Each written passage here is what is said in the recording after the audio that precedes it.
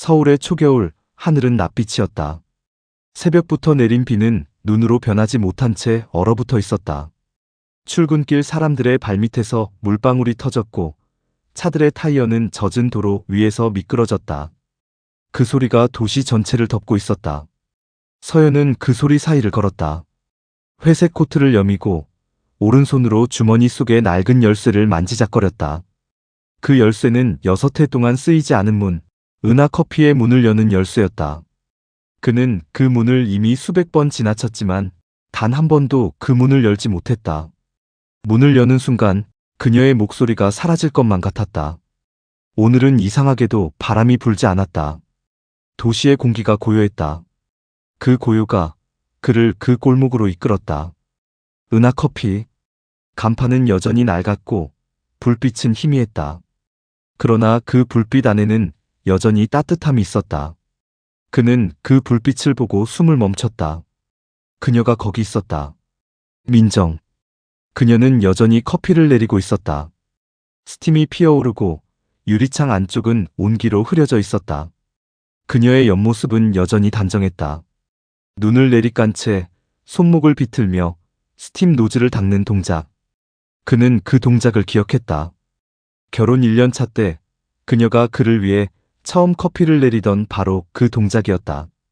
그녀의 머리카락엔 흰빛이 살짝 섞여 있었다. 그는 그것을 보고 마음이 무너졌다. 시간이 흘렀다는 사실이, 그녀를 늙게 만들었다는 사실이, 그녀가 여전히 그 자리에 있다는 사실이 모두 그를 아프게 했다. 그는 문 앞까지 다가갔다. 손끝이 문고리에 닿았다. 차가운 금속의 감촉. 손가락이 떨렸다. 그는 한 걸음 뒤로 물러섰다. 오늘도 문을 열 수 없을 것 같았다. 현우 씨. 그녀의 목소리가 들렸다. 그는 눈을 들었다. 그녀가 문을 열고 서 있었다. 그녀의 얼굴은 그가 기억하는 그 시절보다 훨씬 단단해 보였다. 그러나 눈빛은 같았다. 그때와 다름없이 모든 것을 알고 있는 듯한, 모든 것을 이미 용서한 듯한 눈빛. 들어오세요. 그 한마디에 그는 발을 내디뎠다. 문이 닫히는 순간 세상은 조용해졌다. 스팀 소리, 유리컵이 부딪히는 소리, 커피가 추출되는 소리가 마치 누군가의 심장 박동처럼 들렸다. 오랜만이네요. 그녀가 말했다. 그는 대답하지 못했다. 그녀의 눈동자 속에서 6해 전의 자신이 보였다. 싸늘한 얼굴, 미간을 찌푸린 채 대답 대신 침묵하던 남자. 그는 그때로 돌아간 것 같았다. 이제는 커피 안 드시죠? 그녀가 물었다. 그는 잠시 망설이다가 말했다. 아직 마십니다. 그래요? 다행이네요. 그녀는 원두를 갈았다. 커피 가루가 떨어지는 소리, 그 위로 물줄기가 천천히 떨어졌다. 그녀의 손끝이 잔을 돌리고 스팀이 피어올랐다. 그는 그 장면을 바라보며 숨을 고르듯 말했다. 이렇게 마주 앉을 줄 몰랐어요. 그녀는 웃었다. 이렇게라도 다시 봐야죠. 커피가 나왔다. 그는 잔을 들었다. 뜨거운 김이 코끝을 스쳤다. 그 향이 여전히 그녀의 향기 같았다. 그녀는 잔을 닦으며 물었다. 그동안 잘 지냈어요? 그는 고개를 숙였다. 잘 지내려 했어요. 그녀는 조용히 고개를 끄덕였다. 그럼 됐어요. 잠시 침묵이 흘렀다. 커피잔 사이로 시계 초침 소리가 들렸다. 그녀가 말했다. 이 골목은 변한 게 없네요. 네. 근데 우리는 많이 변했어요. 그럴 수밖에 없죠. 그녀는 잔을 내려놓았다. 그날 생각나요? 어떤 날요? 마지막 날. 이혼 서류에 사인하던 그날. 그는 대답하지 않았다. 그녀는 잔을 닦으며 말했다. 그날 사실 저는 울지 않았어요. 그는 고개를 들었다. 왜요? 끝이 아니라고 생각했거든요. 그녀는 잔을 닦던 손을 멈췄다. 근데 당신은 그날 내 눈을 한 번도 안 봤어요. 그는 숨을 내쉬었다. 그때는 그래야 할 줄 알았어요. 그래야 한다고요? 그래야 덜 아플 줄 알았어요. 그녀는 웃었다. 그게 당신의 문제예요. 언제나 참는 게 사랑이라고 생각하잖아요. 그는 커피잔을 내려놓았다. 그녀의 말이 가슴 깊이 들어왔다. 그녀는 계속 말했다. 사람은요, 참는 만큼 멀어져요. 나는 당신이 날 붙잡아 주길 바랐어요. 단 한 번이라도 나를 막아줬다면. 그녀의 목소리가 점점 작아졌다. 그는 고개를 들지 못했다. 그녀가 그렇게 말하던 그날 밤, 그는 이미 마음속에서 사과하고 있었다. 하지만 그 사과는 너무 늦게 도착했다. 그날 이후로 나는 당신이 어떻게 살고 있을지 매일 생각했어요. 그녀가 말했다. 그럼 왜 돌아오지 않았어요? 그럴 자격이 없었어요. 그녀는 잠시 그를 바라봤다. 자격이라니. 사랑의 자격이 어딨어요? 그 말에 그는 고개를 들었다. 그녀의 눈빛이 흔들렸다. 그 속엔 아직 말하지 못한 무언가가 있었다. 그는 물었다. 민정 씨, 그때 왜 떠난 거예요? 정말 병 때문이었어요? 그녀는 미소를 지었다. 다음에 말해줄게요. 그녀는 그날 커피잔 위에 작은 쪽지를 하나 남겼다. 진짜 이유는 당신이 준비됐을 때. 그는 그 쪽지를 쥔 채 눈이 내리는 거리를 걸었다. 그 눈발 사이로 그녀의 목소리가 들리는 듯했다. 당신이 모르는 이야기가 아직 많아요. 그날 밤 그는 처음으로 꿈을 꾸었다. 그녀가 웃으며 커피를 내리던 장면, 그리고 그 뒤로 희미하게 번지는 병원 조명, 그녀의 손에 들린 봉투 한 장. 그 안에는 무언가가 있었다. 그가 결코 몰랐던 어떤 진실. 눈을 떴을 때 창밖엔 눈이 내리고 있었다. 그는 창문을 열었다. 찬 바람이 들어왔다. 그는 그 바람 속에서 속삭였다. 내가 몰랐던 이유. 이젠 찾아야겠네요. 그날 이후 그의 시간은 느리게 흘렀다. 낮과 밤의 경계가 희미했고 커피 향이 없는 아침은 공허했다.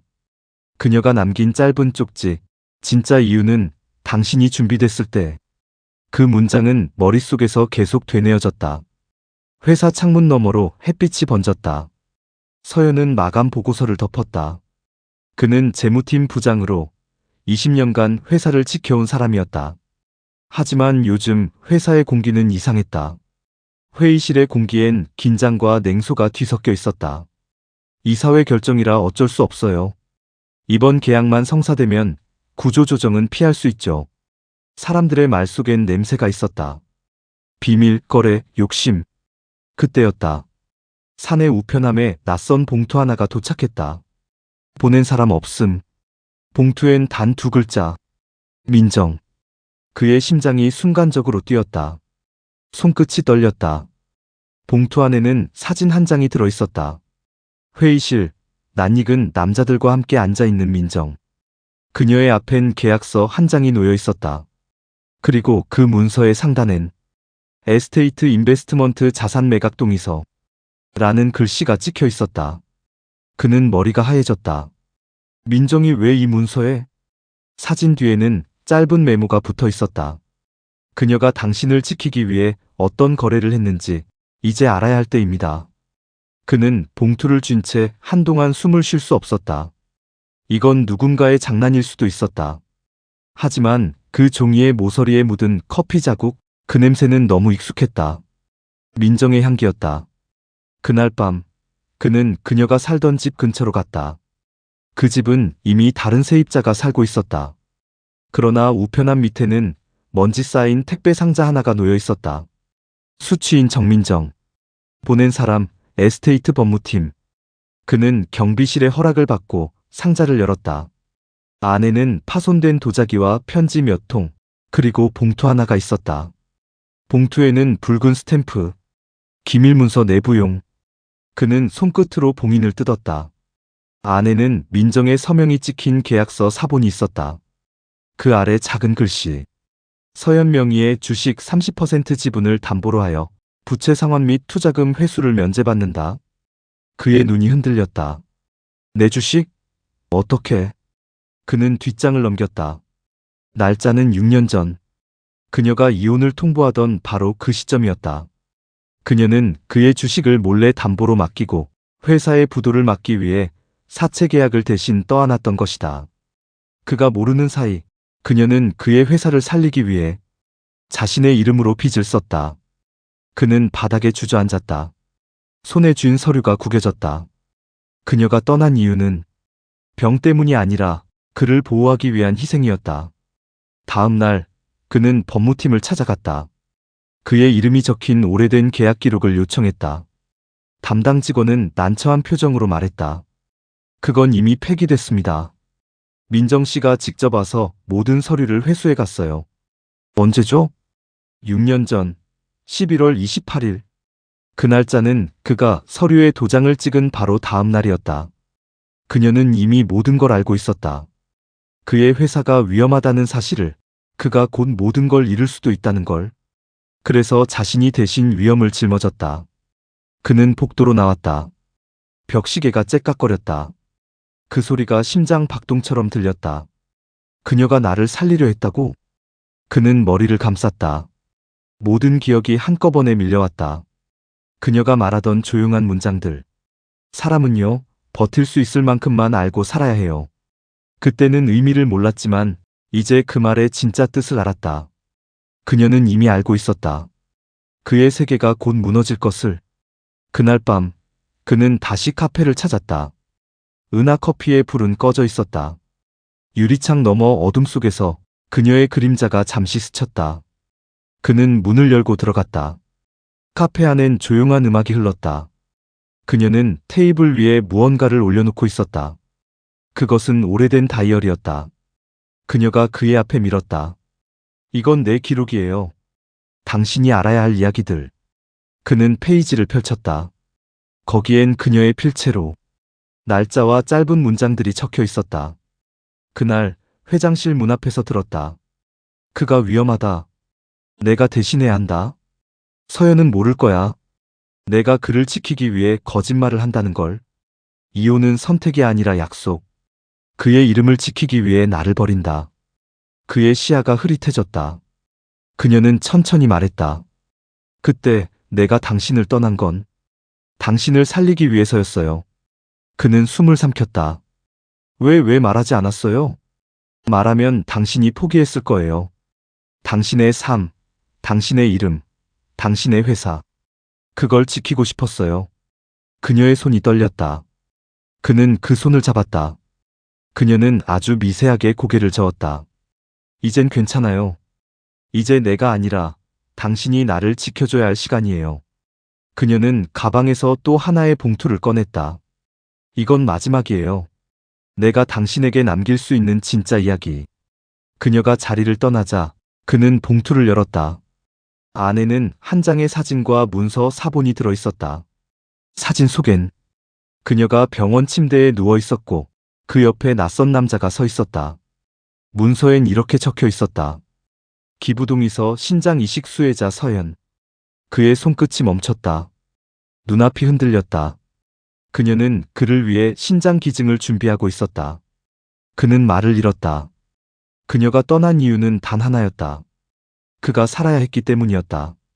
서연은 카페의 문을 닫고도 한참을 서 있었다. 손끝이 여전히 떨렸고 숨이 얕았다. 봉투 속 문서가 손바닥에 닿을 때마다 그녀의 말이 귀 안에서 메아리쳤다. 이젠 당신이 나를 지켜야 할 시간이에요. 그는 그 말을 이해하지 못했다. 그녀는 이미 자신을 위해 모든 걸 내던졌는데 무엇을 더 지키란 말일까? 밖으로 나서자 밤 공기가 차가웠다. 도심의 불빛은 밝았지만 그의 눈엔 모든 것이 흐릿했다. 그는 핸드폰을 꺼내 번호를 눌렀다. 연락이 닿지 않았다. 민정의 번호는 더 이상 존재하지 않았다. 그는 병원으로 향했다. 문서에 찍힌 병원의 이름, 태평의료재단. 응급실 옆 접수창구에서 그는 낮게 물었다. 이 이름으로 이식동의서가 등록된 적 있습니까? 직원은 컴퓨터 화면을 확인하더니 고개를 들어 그를 바라봤다. 기록은 있습니다. 다만 환자분은 이미 퇴원하셨습니다. 언제죠? 6년 전 12월 초. 그는 숨을 들이켰다. 그녀가 떠난 바로 그 시기였다. 직원은 말을 덧붙였다. 그리고 같은 날 다른 분이 입원하셨습니다. 민정 씨가 보호자였어요. 다른 분이라니요? 이름이 박윤성. 그 이름은 익숙했다. 그의 회사 전 재무이사, 그리고 회사 몰락의 원인을 만들었던 인물. 윤성? 그는 정신이 아득해졌다. 그는 곧장 집으로 돌아가 서랍을 뒤졌다. 과거 회계감사보고서, 재무제표, 서명 목록들 모두 윤성의 이름으로 되어 있었다. 그중 한 문서의 서명 아래 흐릿하게 다른 필체가 겹쳐 있었다. 정민정. 그녀는 윤성과 연결되어 있었다. 그가 의심하던 그 시기, 그녀가 갑자기 회사를 떠난 것도, 이혼을 요구한 것도 모두 그와 얽혀 있었다. 그의 가슴이 차가워졌다. 민정이 당신, 대체 뭘 한 거야? 다음 날, 그는 오래된 주차장 뒤편에서 한 남자를 만났다. 은퇴한 전직 감사팀장, 장영필. 그는 과거의 일을 기억하고 있었다. 윤성이 그때 회사 비자금 10억을 빼돌렸죠. 그걸 민정 씨가 막으려 했어요. 민정이요? 그래요. 윤성은 당신의 이름을 이용했어요. 당신 명의로 만든 위장 계좌. 그걸 알고 민정 씨가 대신 계약서에 서명한 겁니다. 그는 손에 쥔 커피가 식어버린 줄도 몰랐다. 그녀가 그걸 막으려다가 당신 대신 모든 책임을 썼죠. 그 돈으로 윤성은 회사를 살렸고 대신 민정 씨는 빚을 떠안았어요. 그럼 윤성은 3개월 뒤 해외로 나갔습니다. 지금은 돌아오지 않죠. 그는 고개를 숙였다. 모든 게 무너졌다. 그녀가 떠난 이유는 사랑이 아니라 그를 대신해 죄를 짊어졌기 때문이었다. 밤이 깊었다. 그는 다시 카페를 찾았다. 은하는 닫혀 있었다. 유리문 안쪽엔 노트 한 권이 놓여 있었다. 그 표지엔 작은 글씨. 서연에게 진실은 언제나 늦게 온다. 그는 문을 밀어 열었다. 안에는 희미한 불빛 하나만 남아 있었다. 그녀의 향기가 여전히 공간을 채우고 있었다. 노트를 펼치자 첫 페이지에 이렇게 적혀 있었다. 윤성이 내게 왔어요. 그는 당신을 협박했어요. 당신이 모르는 사이 당신의 이름으로 빚이 생겼대요. 난 그걸 막아야 했어요. 그래서 그와 계약했죠. 내가 대신 서명하면 당신을 건드리지 않겠다고. 그는 손으로 글자를 눌렀다. 손끝이 아팠다. 그날 밤 윤성이 말했다. 사랑은 거래야. 누가 더 많은 걸 내놓는가의 문제지. 그 말이 너무 싫었어요. 그래서 나는 내 전부를 내놓았어요. 그는 책상을 주먹으로 내리쳤다. 잔이 깨졌다. 커피 향이 번졌다. 그 향기 속에서 그녀의 목소리가 겹쳤다. 당신이 몰라도 돼요. 우린 다 그렇게 서로를 놓쳤으니까. 그는 머리를 감쌌다. 민정, 그게 사랑이었다면. 난 너무 늦게 배웠어. 그가 카페를 나서자 새벽이 밝아오고 있었다. 도시의 불빛이 서서히 꺼지고 하늘이 옅은 파랑으로 변했다. 그는 길 위에서 멈춰섰다. 그녀의 다이어리를 품에 안았다. 그 안의 마지막 문장이 그를 멈춰 세웠다. 그날 밤 윤성이 남긴 파일을 당신이 보게 된다면 그때야말로 진실의 끝에 도착한 거예요. 그리고 거기서 당신은 나를 다시 만나게 될 거예요. 그는 눈을 들었다. 빛이 떠오르고 있었다. 새벽의 끝, 겨울의 끝. 그녀의 예언처럼 그는 이제야 진실의 문 앞에 서 있었다. 그는 하드디스크를 뒤지다가 그 파일을 찾았다. 폴더 속 깊은 어딘가 삭제되지 않은 백업 데이터 사이에 숨어 있었다. 수정 날짜는 6년 전 12월 6일. 비밀번호가 걸려 있었다. 3번을 틀린 뒤 그는 민정의 생일을 입력했다. 화면이 깜빡이며 열렸다. 폴더 안엔 2개의 파일이 있었다. 보이스, M45와 CONTRCTSCON, PDF. 그는 먼저 음성 파일을 재생했다. 노이즈 가득한 잡음 뒤로 여성의 목소리가 들렸다. 그녀였다. 민정의 목소리. 이 녹음은 혹시 내가 없어졌을 때를 위해서 남겨요. 누구도 믿지 못하겠어서 오직 당신만 듣게 될 거예요. 현우 씨, 윤성이 당신을 이용했어요. 당신의 서명이 찍힌 문서를 위조했고 그걸로 자금을 움직였어요. 나는 그걸 막기 위해 그의 조건을 받았어요. 그는 내게 말했어요. 당신이 남편을 떠나면 그를 살려주겠다. 그래서 떠났어요. 나는 이별이 아니라 당신의 생명을 선택한 거예요. 그는 숨을 죽였다. 그녀의 목소리 사이로 짧은 숨소리, 그리고 누군가의 낮은 웃음이 들렸다. 남자 목소리였다. 윤성. 결국 사랑도 계약이야, 민정. 너는 이 조건을 지켜야 해. 그가 모든 걸 잃지 않으려면. 그녀의 대답이 들렸다. 그래요. 그가 살면 돼요. 대신 당신도 기억하세요. 언젠가 진실이 당신을 찾아올 거예요. 녹취는 그대로 끊겼다. 그는 의자 등받이에 기댔다. 눈이 타들어가는 것 같았다. 그녀는 그때 이미 모든 걸 알고 있었다. 그는 다음 파일을 열었다. PDF 속엔 이식 동의서와 함께 다른 문서가 붙어 있었다. 제목은 윤성 자필 각서. 거기엔 그녀의 조건이 적혀 있었다. 본인은 정민정의 요청에 따라 불법 계약 및 위조 문서 전부를 폐기하며 대신 서연의 회사와 가족에게 피해를 입히지 않을 것을 약속한다. 날짜 아래엔 윤성의 서명과 지장. 그리고 그 옆에 민정의 서명이 있었다. 그는 문서를 덮었다. 눈앞이 흐려졌다. 그녀는 자신의 이름으로 모든 죄를 씻고 그를 깨끗하게 남겨둔 것이었다. 그는 창밖을 보았다. 새벽빛이 점점 밝아지고 있었다. 거실 벽 시계가 오시를 가리켰다. 그는 노트북을 닫았다. 그리고 혼잣말처럼 속삭였다. 당신은 끝내 나를 살린 거군요. 그때 휴대폰이 진동했다. 발신번호 없음.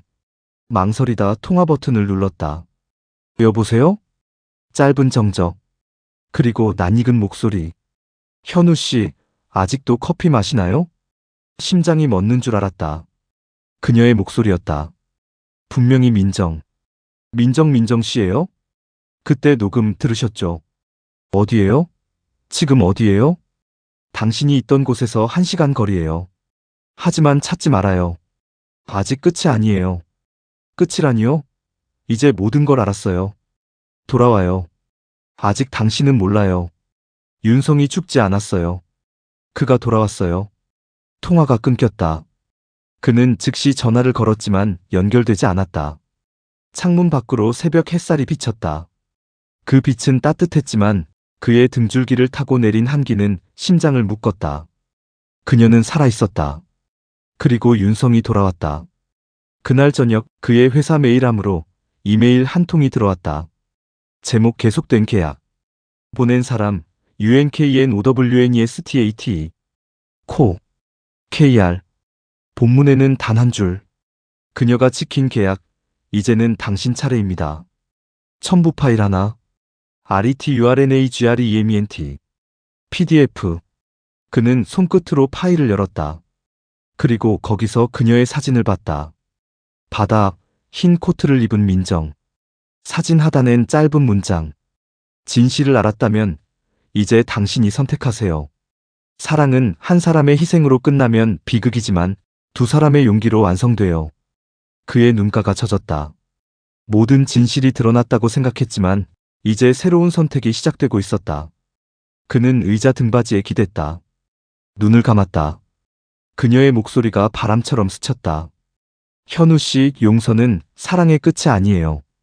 그건 시작이에요. 그날 밤 서연은 잠들지 못했다. 윤성이 살아있다는 말이 귀에서 떨어지지 않았다. 이제 그는 더 이상 죽은 사람들의 기억 속에 머무는 게 아니라 현실의 어딘가에서 다시 움직이고 있었다. 새벽 4시. 그는 자동차 키를 들고 집을 나섰다. 공기는 차가웠고 거리엔 인적이 드물었다. 그의 손등엔 미세한 떨림이 있었다. 한강 다리를 건너며 그는 거울 속 자신의 얼굴을 봤다. 피곤했고 낯설었다. 6년 동안 몰랐던 진실이 한꺼번에 무너져 들어오자 자신이 누구인지조차 흔들렸다. 그는 핸드폰으로 번호를 눌렀다. 발신 중. 응답은 없었다. 다시 화면을 바라보던 그때 메시지가 도착했다. 발신인 없음. 내일 밤 9시. 남산전망대 3층 카페. 진실은 거기서 끝난다. 그는 눈을 감았다. 민정의 목소리가 다시 들리는 듯했다. 진실은 당신이 준비됐을 때. 다음 날 저녁 남산의 공기는 봄 기운이 스며 있었다. 도시 불빛이 아래로 펼쳐졌고 유리벽 안쪽 카페에는 잔잔한 음악이 흘렀다. 그는 창가 자리에서 기다렸다. 커피잔 위로 김이 올랐다. 분명 그녀가 좋아하던 향이었다. 문이 열렸다. 흰 코트를 입은 여자가 들어왔다. 그녀였다. 민정. 그녀는 예전보다 말랐지만 눈빛만은 변하지 않았다. 그녀가 걸어올 때마다 시간의 결이 바뀌는 듯했다.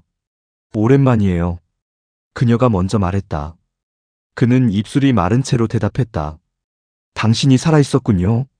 그녀는 조용히 고개를 끄덕였다. 죽은 줄 알았죠? 그렇게 믿었어요. 그래야 당신이 계속 살 테니까. 그 말은 칼날처럼 그를 베었다. 그녀는 의자에 앉았다. 두 사람 사이에 긴 침묵이 흘렀다. 윤성이 돌아왔어요. 그녀가 입을 열었다. 그는 아직 당신을 노려요. 당신이 가진 자료를 원해요. 자료라니요? 그날 계약 이후에 남긴 것들. 그건 당신이 아니라 내가 지켜야 할 비밀이에요. 그는 고개를 저었다. 아니요. 이제 그 비밀은 우리 둘의 것이에요. 그녀는 그 말에 미세하게 웃었다. 그런 말, 이제서야 하네요. 이제서야 할 수 있으니까요. 그녀는 손가방에서 봉투 하나를 꺼냈다. 이게 마지막이에요. 그는 봉투를 열었다. 그 안엔 편지 한 장과 사진 한 장이 들어있었다. 사진 속엔 어린아이 한 명이 있었다. 그는 숨을 삼켰다. 이건? 그녀는 조용히 말했다. 우리 아이예요. 세상이 멈췄다. 그의 시야가 흔들렸다. 그녀의 눈가가 떨렸다. 난 불임이 아니었어요. 그때 진단서 윤성이 바꿨어요. 그가 그걸 빌미로 나를 협박했어요. 그는 손으로 입을 막았다. 그녀의 목소리가 계속 흔들렸다. 내가 임신한 걸 알았을 때 그는 내게 말했어요. 이 아이를 낳으면 남편의 인생이 끝난다. 그래서 떠났어요. 그녀는 손을 떨며 사진을 내밀었다.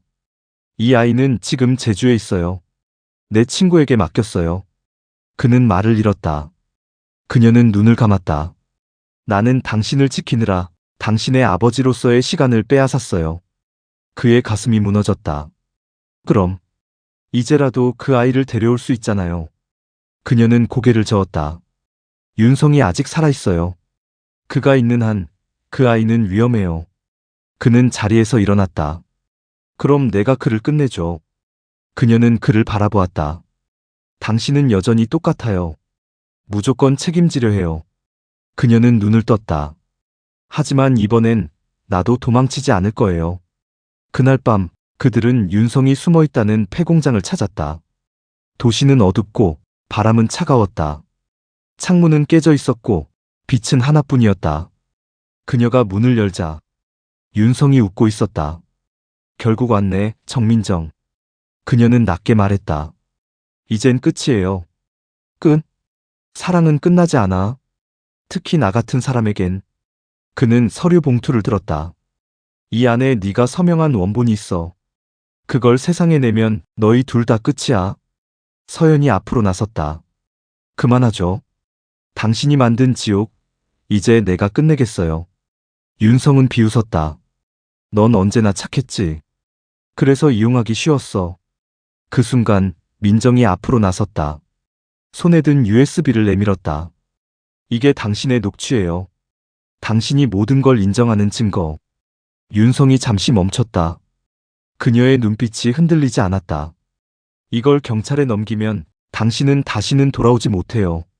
윤성은 웃었다. 그럼 너도 같이 끝나겠지. 괜찮아요. 그게 내 마지막 계약이니까. 그는 순간 그녀의 손을 붙잡았다. 민정, 안 돼. 그녀는 그를 바라보며 속삭였다.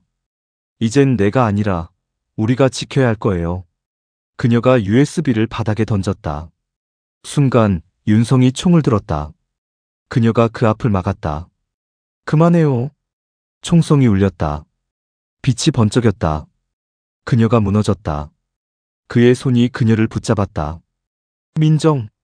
그녀의 눈이 반쯤 감겼다. 이제 됐어요. 이제 당신이 살아야 해요. 그녀의 손끝이 차가워졌다. 윤성은 경찰의 사이렌 소리에 도망쳤다. 그는 그녀를 끌어안았다. 제발 눈 떠요. 그녀는 미소 지었다. 이제야 봄이네요. 그 말과 함께 그녀의 눈이 천천히 감겼다. 새벽이 밝아올 때 그는 병원 대기실에 앉아 있었다. 의사가 고개를 저었다. 그녀는 끝내 눈을 뜨지 않았다. 그는 그녀의 손을 잡고 속삭였다. 민정, 당신이 떠난 이유를 이제 알아요. 이젠 내가 이어갈게요. 그녀의 가슴 위에 놓인 편지 한 장.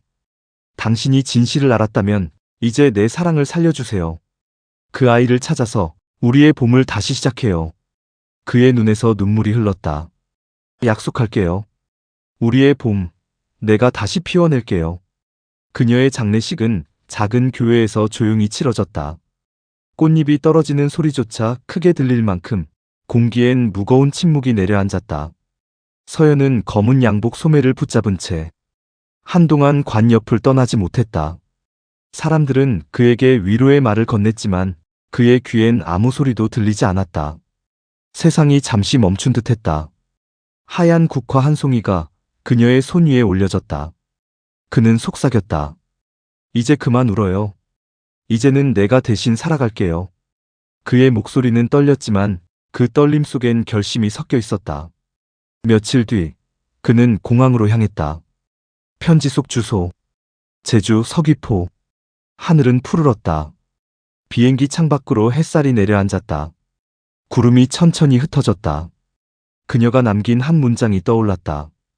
그 아이를 찾아서 우리의 봄을 다시 시작해요. 그는 입술을 물었다. 그녀의 말은 단순한 부탁이 아니라 유언이었다. 제주 공항에 도착했을 때 공기는 다르게 느껴졌다. 서울의 바람과는 달랐다.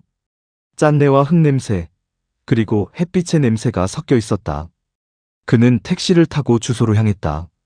한별보육원. 그곳은 오래된 돌담으로 둘러싸인 작은 건물이었다. 마당에서 아이들이 뛰놀고 있었다. 그는 그들 속에서 한 아이를 보았다.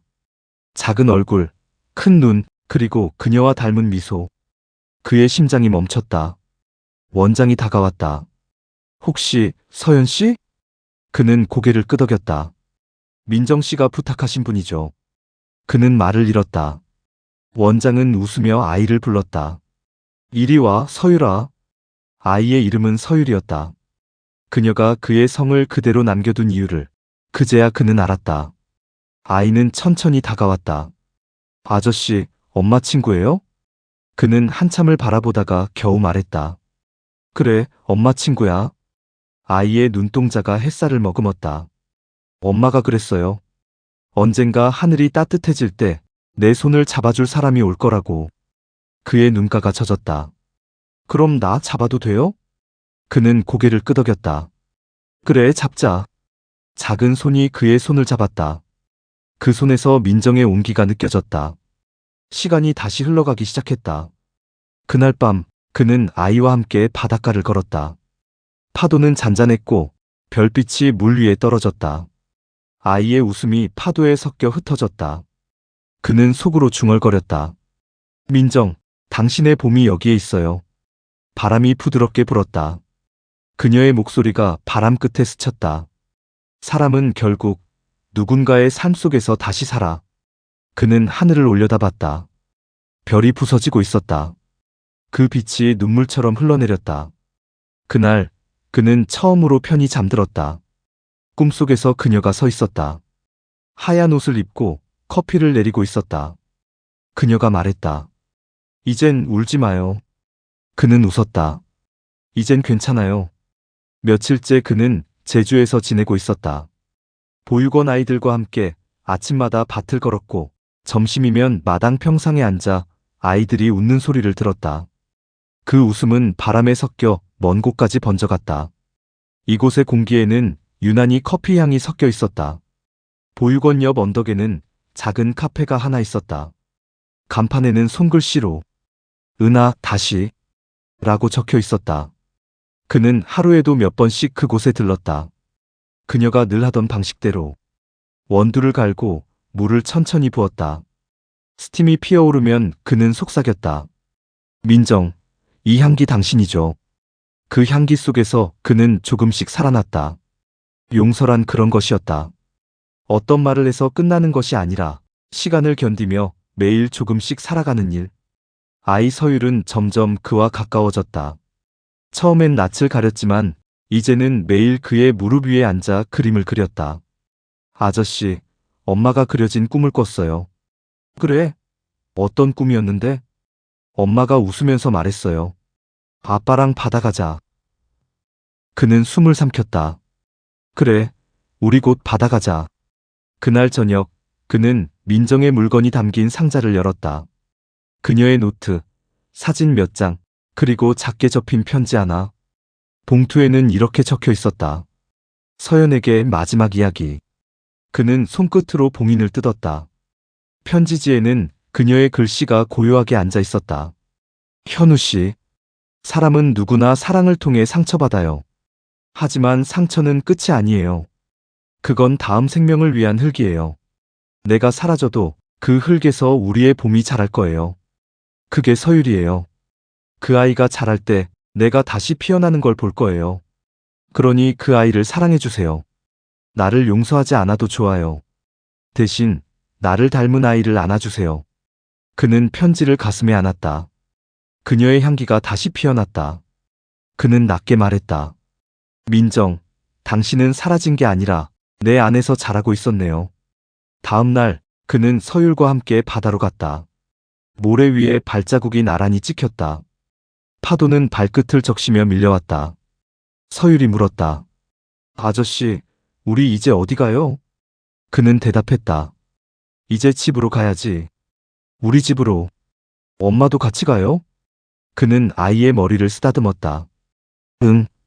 엄마는 바람으로 우리 곁에 같이 있을 거야. 아이의 눈이 반짝였다. 그럼 바람이 불면 엄마가 오는 거네요? 그렇지. 그때마다 커피 향이 날 거야. 그들은 웃었다. 하늘은 맑았고 바다는 빛났다. 파도 소리 사이로 그녀의 목소리가 들리는 듯했다. 이제 괜찮아요. 당신이 살아있잖아요. 그는 눈을 감았다. 그녀의 손이 아직 따뜻한 것 같았다. 며칠 뒤 그는 서울로 돌아갔다. 회사 사람들은 놀란 눈으로 그를 맞았다. 그의 표정은 전보다 부드러웠고 말투는 느려졌지만 따뜻했다. 그는 자신의 책상 위에 아이 사진을 올려놓았다.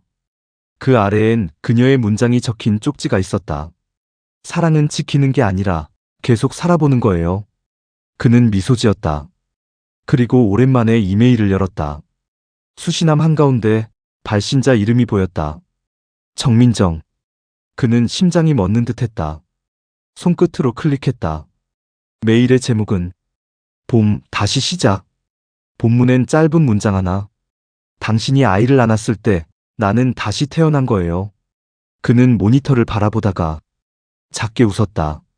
민정, 당신은 여전히 나와 함께 있군요. 창문 밖으로 봄비가 내리고 있었다. 그 비 속에서 커피 향이 퍼졌다. 그는 눈을 감았다. 바람 속에 그녀의 목소리가 섞여 있었다. 이제 우리 이야기의 마지막 장을 써요. 그는 속삭였다. 그래요. 우리의 계절은 아직 끝나지 않았어요. 그로부터 10년이 흘렀다. 서울의 봄은 유난히 따뜻했다. 가로수마다 벚꽃이 만개했고 도시의 공기엔 비누 냄새와 흙 냄새가 섞여 있었다. 사람들의 얼굴엔 묘한 평화가 깃들어 있었다. 그는 이제 중년의 가장이 되어 있었다. 흰머리가 눈썹 사이로 스며 있었고 눈가엔 깊은 주름이 자리했다. 하지만 그 미소는 여전히 따뜻했다. 그의 곁에는 한 소년이 걸었다. 18살 서율. 민정의 눈을 닮은 아이. 그는 키가 커졌고 목소리가 낮아졌다. 하지만 웃을 때마다 여전히 봄의 냄새가 났다. 아빠, 오늘은 엄마 카페 가요? 그는 고개를 끄덕였다. 그래, 오늘은 꼭 가야지. 그들은 함께 버스를 타고 한강을 건넜다. 창밖으로 흐르는 강물 위에 햇살이 반짝였다. 그 빛이 유리창을 스쳐 그의 얼굴에 닿았다. 그는 순간 눈을 감았다. 그녀의 손끝이 그 빛 속에 있는 듯했다. 은하, 다시. 그 카페는 여전히 그 자리에 있었다. 이제는 서율이 주인처럼 문을 열었다. 종소리가 맑게 울렸다. 바 안쪽에는 커피 머신과 그녀의 사진이 있었다. 사진 속 그녀는 웃고 있었다. 그는 커피를 내렸다. 손끝의 움직임이 이제 그녀와 닮아 있었다. 물줄기가 떨어지고 향기가 퍼졌다. 그는 잔을 내려놓으며 말했다. 민정, 우리 아들이 벌써 대학생이에요. 서율이 웃었다. 엄마가 봤으면 좋았을 텐데. 그는 고개를 저었다. 보고 있을 거야. 언제나 이렇게 봄이 오면. 아이의 시선이 창밖으로 향했다. 벚꽃잎이 흩날리고 있었다. 그 바람에 섞여 커피 향이 퍼졌다. 그 향기 속에서 그녀의 웃음이 들리는 듯했다. 이젠 당신이 내 봄이에요. 그는 웃었다. 그래요, 민정. 당신은 여전히 내 안에서 피어나고 있어요. 해질 무렵 그와 서율은 카페 문을 닫았다. 둘은 한강으로 걸어갔다. 강가 벤치에 앉아 바람이 불었다. 서율이 말했다. 아빠, 사람은 왜 사랑을 하면 아파요? 그는 잠시 침묵하다가 미소 지었다. 그건 사랑이 흙 같은 거라 그래. 누군가를 묻고 나면 그 자리에서 꽃이 피니까. 그럼 엄마는 우리 흙이에요? 그래. 엄마는 우리 봄을 키운 흙이야. 아이는 고개를 끄덕였다. 그의 눈빛엔 슬픔보다 따뜻함이 있었다. 멀리서 봄비가 내리기 시작했다.